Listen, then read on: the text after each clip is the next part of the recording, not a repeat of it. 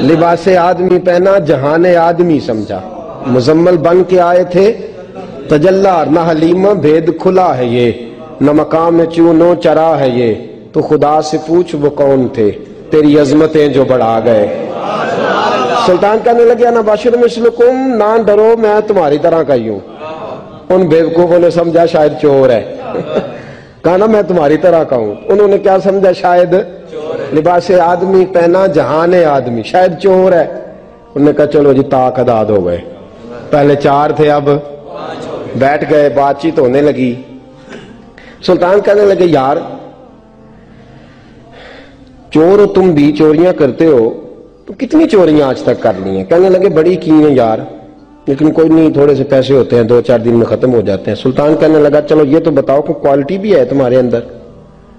ایک شخص کہنے لگا جی میرے اندر کوالٹی ہے، جانور بولے تو اس کی بولی سن کے بتا دیتا ہوں کہ یہ کیا کہہ رہا۔ دوسرے سے پوچھا تو بھائی؟ کہنے لگا جی میرے اندر کوالٹی ہے کہ جتنی مرضی اونچی دیوار اور راستہ کوئی نہ ہو، میرا کام ہے چڑھ جانا۔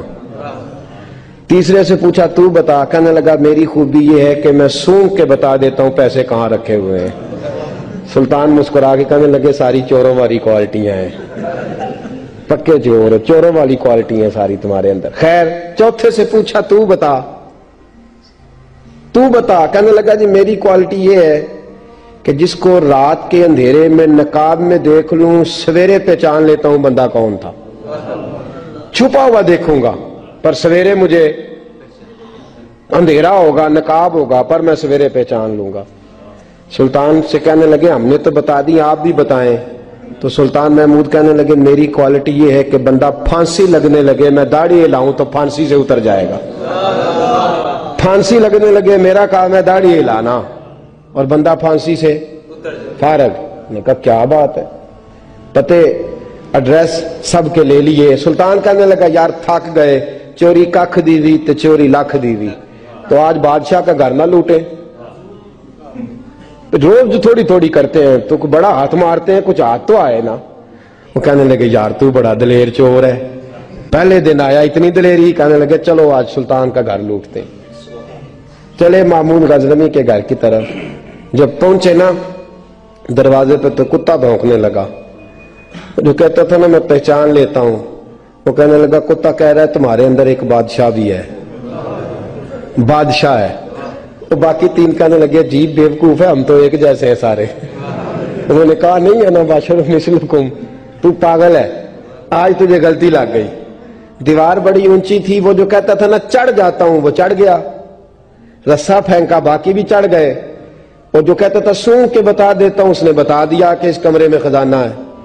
لوٹا، نیچے آئے، اس کو ایک جگہ پہ لے کے بیٹھے بانٹنے کے لیے۔ سلطان کہنے لگے بیوقوف ہو، کوئی معمولی گھر نہیں لوٹا، بادشاہ کا گھر لوٹا۔ سویرے گلی گلی پولیس دوڑے گی، فوجی دوڑیں گے، ایک سوئی بھی پکڑی گئی تو پکڑے جائیں گے، خزانہ زمین میں دبا دو، بات ٹھنڈی ہوگی تو آ کے اس کو اکھیڑیں گے، بانٹ لیں گے۔ ایڈریس پہلے لے لیے تھے، وہ سب اپنے اپنے گھروں کو چلے گئے۔ سلطان آئے، سپاہیوں سے کہا کہ 4 بندے اٹھا لاؤ، اور فلان جگہ خزانہ دفن کیا وہ بھی اٹھا لاؤ۔ اب قاضی صاحب کی عدالت میں مقدمہ چلا، جرم ثابت ہو گیا، 4 کو سزائے موت ہو گئی۔ اب وہ 4 کہتے ہیں 4 تو ہم ہیں، 5واں کدھر گیا؟ 5واں کدھر ہے؟ انا بشر مثلکم، وہ کہتا تھا تمہاری طرح کہوں، وہ کدھر ہے؟ جس دن پھانسی لگنی تھی نا، توجہ ہے آپ کی، جس دن پھانسی لگنی تھی محمود غزنوی نے کہا کہ پھانسی لگتے وقت پہلے مجھے ملا لینا۔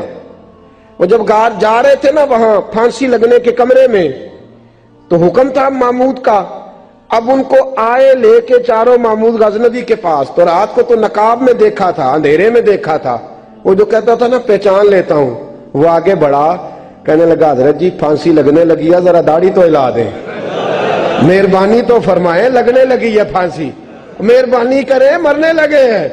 سلطان محمود کہنے لگے ان کو پھانسی، بس وہ داڑھی ہلی، پھانسی گئی۔ محمود غزنوی نے کہا چوری نہ کرو، دربار میں آ جاؤ، نوکری پہ بیٹھو، جو تنخواہ کہتے ہو دیتا ہوں، چوریاں چھوڑ دو، چوریاں بھی چھوڑ دی، بندے بھی بن گئے۔ محمود غزنوی نے بازو تھاما اور اپنے پیر حضرت ابو الحسن خرقانی کے پاس لے گئے، بیعت بھی کرایا، اللہ اللہ بھی سکھائی، ولی بھی بن گئے۔ مولانا ابو نور صاحب علیہ رحمہ فرماتے ہیں بس یہی بات ہے، ولی اندر ہی پھرتے رہتے ہیں، اندر ہی گھومتے رہتے ہیں، لوگ سمجھتے ہیں ہمارے جیسے ہی ہیں، بس تعلق ٹھیک رکھنا، قیامت میں پھانسی لگنے لگے گی، ان کی داڑھی ہلے گی، اللہ نجات عطا فرما دے گا۔ حضرت بریلوی رحمت اللہ تعالی علیہ ہمیں سبق دیتے ہیں، فرماتے ہیں دشمن احمد پہ شدت کیجئے، دشمن احمد پہ اشداء علی الکفار، دشمن احمد پہ ہلکی پھلکی ان کے ساتھ نفرت نہیں، یہ قرآن مجید کا سبق ہے، دشمن احمد پہ شدت کیجئے، ملحدوں سے کیا مروت کیجئے، جو بے دین ہو جائے وہ مروت کے قابل ہے۔ ہمارا عجیب معاملہ ہے، وہ ہمارے بچے کاٹتے ہیں، ہم کہتے ہیں نہیں بات بیٹھ کے کرنی چاہیے، وہ ہمارے ٹکڑے کر رہا ہے، خون پی رہا ہے، ہم کہتے ہیں نہیں ٹیبل ٹاک کرنی چاہیے، ہم نے بات کی ہے، سفیر کو بلایا تھا۔ یہ کس قسم کی گفتگو ہے بھائی؟ وہ تیرا خون پی رہا ہے، تو جواب میں کہہ رہا ہے نہیں نہیں وہ ہم نے بات کی ہے، اقوام متحدہ میں کل پرسوں بیٹھیں گے، آپس میں گفتگو کریں گے، صحیح ہو جائے گا مسئلہ۔ اشداء علی الکفار، اہل ایمان مومن کی پہلی صفت اللہ نے یہ بیان فرمائی کہ وہ کافروں پر وہ سخت ہے، پہلی صفت یہ ہے، من احب للہ و ابغض للہ و منع للہ و آطاع للہ فقد استکمل الایمان او کما قال صلی اللہ علیہ وسلم۔ حضور نے فرمایا اگر اللہ کی رضا کے لیے محبت کرنا ایمان کا حصہ ہے تو بغض رکھنا بھی ایمان کا حصہ ہے، اللہ کی رضا کے لیے بغض رکھنا بھی۔ یہ جو جذبہ ہے نا کفر کے خلاف جذبہ، یہ ایمان کی بنیاد ہے۔ لوگ کہتے ہیں اسلام محبت سکھاتا ہے، اسلام، بھئی کون کہتا ہے اسلام نفرت سے؟ اسلام سکھاتا ہی محبت ہے، اسلام سکھاتا ہی۔ لیکن میرے بھائی یہ تو بتلاؤ نا صاحب کہ وہ جو جڑی بوٹی فصل کے ساتھ اگاتی ہے اس کا رنگ ہرا نہیں ہوتا، وہ چہچہاتی لہلہاتی نہیں، کاٹتے کیوں ہو پکڑ کے اسے، دوائی ڈال کے مارتے کیوں ہو؟ اس لیے کہ باقی فصل کو تباہ نہ کرے، باقی فصل کو نقصان۔ کافر پر جب تو سختی کرتا ہے تو اس کا مطلب یہ ہوتا ہے کہ وہ پھر دوبارہ ظلم نہیں کرتا، وہ زیادتی۔ ہماری کافر کے حق میں نرمی ہے۔ سعودی گورنمنٹ کا مراسلہ آیا، انہوں نے کہا جناب ہمیں شکوہ ہے پاکستانی حاجیوں سے کہ حجنے جب جاتی ہیں تو یہ برقع نہیں پہنتی، نقاب نہیں اوڑھتی۔ یہ باقاعدہ مراسلہ ان کی وزارت حج نے پاکستانی، مجھے چونکہ موقع ملتا رہتا ہے حج ٹریننگ پہ جانے کا تو ہمیں وہ پڑھاتے ہیں، کہتے ہیں جی یہ آپ دیکھ لیں، باقاعدہ مراسلہ آیا، بڑی کھل کے بات کر رہا ہوں ذمہ داری سے۔ یہ جناب پاکستان کی جو بیبیاں یہاں حج کرنے آتی ہیں وہ بازاروں میں بغیر نقاب کے پھرتی ہیں، وہ کھجوریں خریدنے چاہتی ہیں تو بغیر نقاب کے، خوشبو لینے جاتی ہیں تو بغیر نقاب کے، لہذا انہیں پردہ کراؤ۔ اگر کوئی بی بی بغیر پردے کے آئی، چلے ایام حج میں تو احرام کی حالت میں تو ہم قبول کر لیں گے، لیکن اگر اس کے علاوہ آئی تو ہو سکتا ہے ڈیبورٹ کر دی جائے۔ باقاعدہ مراسلہ۔ عام غریب ملک کی، پاکستان کی، انڈونیشیا کی، سوڈان کی بی بی بغیر پردے کے نہیں جا سکتی، پر ٹرمپ کی بی بی بغیر پردے کے سعودی عرب جا سکتی ہے۔ ہم تو چپ کر گئے ہو نا، ویڈیو میری پہ بندی ہے تو ہڈی نہیں، فکر نہ کریں، میں سچی بات کر رہا ہوں، سچی بات اور کھری کر رہا ہوں ذمہ داری سے۔ او بھائی اس کی بی بی پر کوئی پابندی نہیں، کوئی پابندی نہیں۔ وہاں تم نے تلواریں پکڑ کے رقص کر لیا، وہاں سب جائز تھا۔ اب تمہیں وہ کدھر گیا متوع جو بھاگ کے آتا ہے کہ گنبد کی طرف منہ نہ کرو؟ وہ کدھر گئے لوگ جو کہتے ہیں جناب دیکھو جی وہ مقدس پاک لوگ ہیں، خبردار ان کی بات نہ کرنا؟ کلیجہ روتا ہے، دل خون کے آنسو ہوتا ہے۔ اتنا بڑا حج کا اجتماع ہوا ہے، تمہیں کوئی توفیق نہیں تھی تو وہاں کہنا تھا اس کو، حج پڑھانے والے کو، خطبہ دینے والے کو کہ برما کے لیے دعائی کر دے، کہنا تھا اسے فلسطین کے لیے۔ بھائی میں جو رونا رو رہا ہوں ذمہ داری سے رو رہا ہوں، خدا را سمجھو جب تم نے تمہاری اپنی بات آتی ہے تو 34 ملکوں کا اتحاد اکٹھا ہو جاتا ہے، اور جب امت کی بات آئے پھر کوئی پرواہ نہیں۔ میرے رسول پاک صلی اللہ علیہ وسلم نے جو دین دیا اس کی پہلی شرط یہ ہے اشداء علل، بولیے اشداء علل، کافر پر سختی کرنا پہلا حصہ ایمان کا۔ رحماء بینہم تو دوسرا نمبر ہے، یہ دوسرا ہے۔ تمہاری سختی صرف اس کے خلاف ہے جو تمہارے مفادات کو ٹھیس پہنچائے، جو تمہاری سنے نا۔ حضرت سیدنا فاروق اعظم رضی اللہ، میں تفصیل سے بات کروں گا اگلے جمعے جناب فاروق اعظم کے حوال پر۔ حضرت عمر فاروق رضی اللہ تعالیٰ عنہ بدر کے میدان میں جب نکلے نا، بدر میں، تو حضرت عمر سے حضور نے تجویز مانگی، فرمایا صف بندی کیسے کریں، کس طرح لڑنا ہے؟ جناب عمر فاروق رضی اللہ تعالیٰ عنہ کہنے لگے حضور یہ جتنے آئے ہیں نا کافر لڑنے، یہ کسی کا کچھ چاچا لگتا ہے، کسی کا کوئی ماموں لگتا ہے، کسی کا بھائی ہے، کسی کا بیٹا ہے، تو محبوبہ صف بندی کی کیا ضرورت ہے؟ جو میرے رشتہ دار ہے میرے حوالے کریں، میں گردنیں کاٹ کے آپ کو دیتا ہوں۔ جو ابو بکر کے رشتہ دار ہے وہ ابو بکر کے حوالے کریں، وہ گردن کاٹ کے دے۔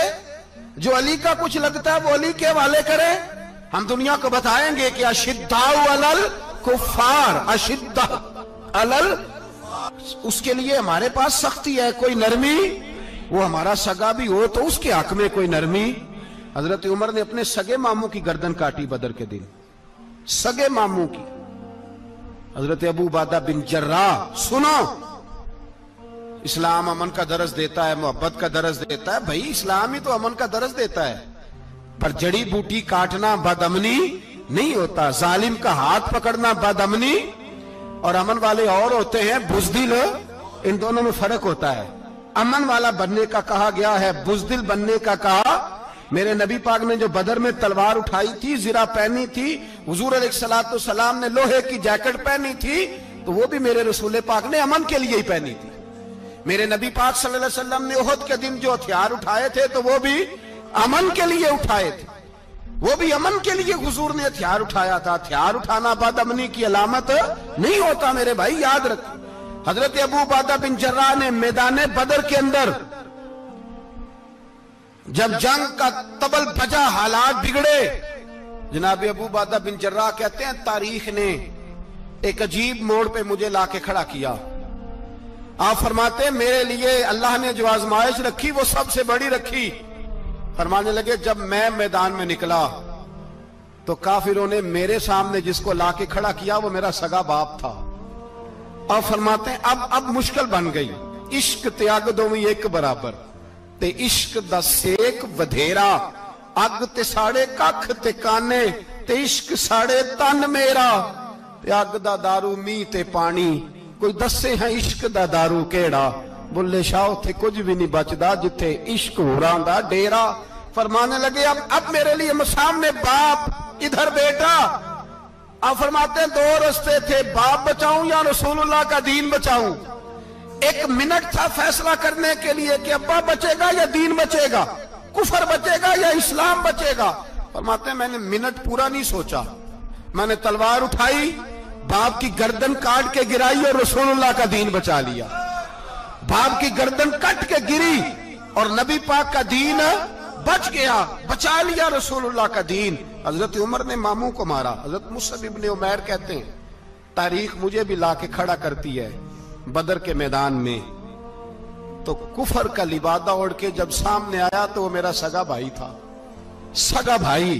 ہزاروں قومیں وجود میں آئیں دہر میں خشک و تر کے رشتے سے، پر ہم نے بنیاد دوستی رکھی یاد خیر البشر کے رشتے سے۔ سگا بھائی کفر کا نمائندہ بن کے سامنے کھڑا ہوا۔ مجھے اکٹھے کھیلنا بھی یاد تھا، مجھے ایک برتن میں روٹی کھانا بھی یاد تھا، ایک ماں سے لوریاں سننا بھی یاد تھا۔ فرماتے ہیں یہ سارا کچھ یاد تھا، پر اسلام کے حق میں دیا ہوا خطبہ جو محمد عربی نے دیا تھا وہ بھی مجھے یاد تھا، مجھے رسول اللہ کی بتائی ہوئی باتیں بھی۔ فرماتے ہیں میں سارا کچھ بھول گیا، پر مجھے اپنے رسول کا پڑھایا ہوا سبق نہیں بولا، وہ مجھے یاد رہا۔ میں نے پھر سگے بھائی کی گردن کاٹی اور میں نے وہ گردن کاٹ کے حضور کے پاس پیش کی، اور میں نے دنیا کو بتایا کہ ہمارے لیے اصل وہ ہے جو ہمارے رسول ہمیں حکم ارشاد فرماتے ہیں۔ یہ رشتے ہمارے لیے اصل ہمارے جی اچھے تعلقات ہیں. کون سے اچھے تعلقات؟ کون سے اچھے تعلقات؟ میرا ایک دوست مجھے کہنے لگا امریکہ تو پیار ہی بڑا کرتا ہے ہم سے. میں نے کہا بالکل. کسائی بھی بڑا پیار کرتا ہے بکرے سے, بڑا پیار ہوتا ہے. آپ جو قربانی کے بکرے لائے تھے آپ کو پیار نہیں تھا؟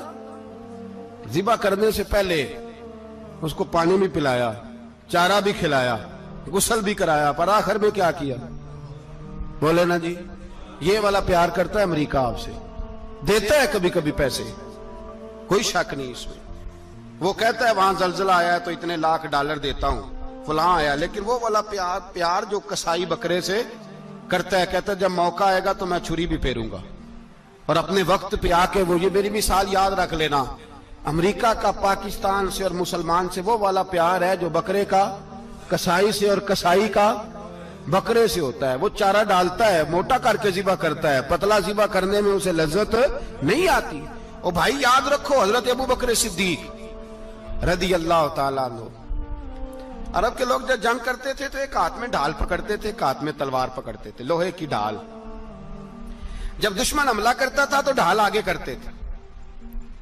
وہ کئی دفعہ ٹکرا کے ڈھال سے تلوار گر جاتی تھی. حضرت ابو بکر صدیق میدان میں نکلے, بیٹا کافروں کی طرف سے لڑنے آیا ہے, سگا بیٹا. اور میرے مصطفیٰ کریم نے فرمایا اولاد بزدل کر دیتی آدمی کو, پر جب ایمان پختہ ہو تو پھر صحابہ نے اس بزدلی کی بھی پرواہ نہیں کی. سگا بیٹا کافر کی جانب سے آیا. حضرت ابو بکر صدیق نے تلوار سے حملہ کیا, بیٹے نے ڈھال آگے کی. جب صاحبزادے نے ڈھال آگے کی نا تو حضرت ابو بکر کی تلوار لوہے کی ڈھال سے ٹکرائی, تلوار گر گئی. اب حضرت ابو بکر نے ہتے ہو گئے, صاحبزادے نے اٹھائی تلوار. کہتا جب میں مارنے لگا تو خیال آیا گھر تو میرا اجڑے گا نا, باپ تو میرا ہی ہے نا. صاحبزادے کہتے ہیں میں ابو بکر صدیق کو چھوڑ کے چلا گیا. بعد میں مسلمان ہو گئے, کلمہ پڑھ لیا. ایک دن گھر میں بیٹھے تھے تو بات شروع ہو گئی. صاحبزادے کہنے لگے ابا جی وہ یاد ہے نا جب میری ڈھال سے آپ کی تلوار ٹکرائی تھی اور تلوار گر گئی تھی تو میں نے آپ کو باپ سمجھ کے چھوڑ دیا, میرا ہی گھر اجڑنا تھا باپ سمجھ کے.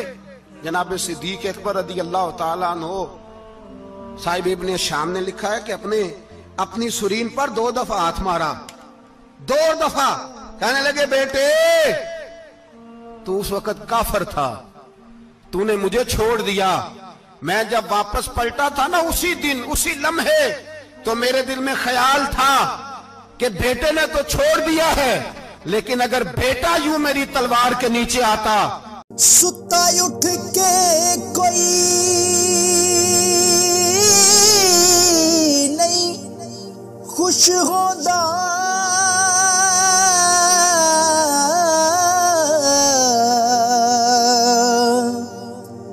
بڑے ستے جگا کے میں ویکھیا